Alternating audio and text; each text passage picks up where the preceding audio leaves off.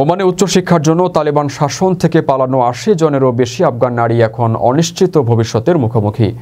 তাদের যুক্তরাষ্ট্র তহবিলপ্রাপ্ত বৃত্তি হঠাৎ বন্ধ হয়ে গেছে, ফলে তারা আফগানিস্তানে ফেরত পাঠানোর হুমকি মুখে পড়েছেন। এর শিক্ষার্থীরা ইউএসএআইডি অর্থায়িত উইমেন্স স্কলারশিপ অ্যান্ড ওমেন প্রোগ্রামের আওতায় পড়াশোনা করছিলেন।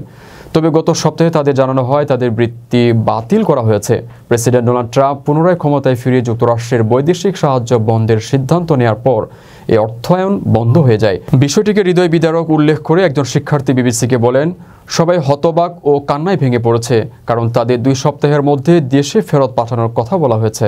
ওমানে থাকা এই আফগান শিক্ষার্থীরা বলেন, আমরা যদি ফিরে যাই তবে ভয়াবহ পরিণতির শিকার হব, আমাদের স্বপ্ন ধ্বংস হয়ে যাবে, এমনকি ব্যক্তিগত নিরাপত্তার ঝুঁকিও আছে। এর শিক্ষার্থীরা মূলত STEM বিষয়ে স্নাতকোত্তর পড়াশোনা করছিলেন, যা বর্তমানে তালেবান শাসনে নারীদের জন্য নিষিদ্ধ। তারা 2021 সালে তালেবান ক্ষমতা দখলের আগে বৃত্তি অর্জন করে 2024 সালের অক্টোবর-নভেম্বরে ওমানে স্থানান্তরিত হন।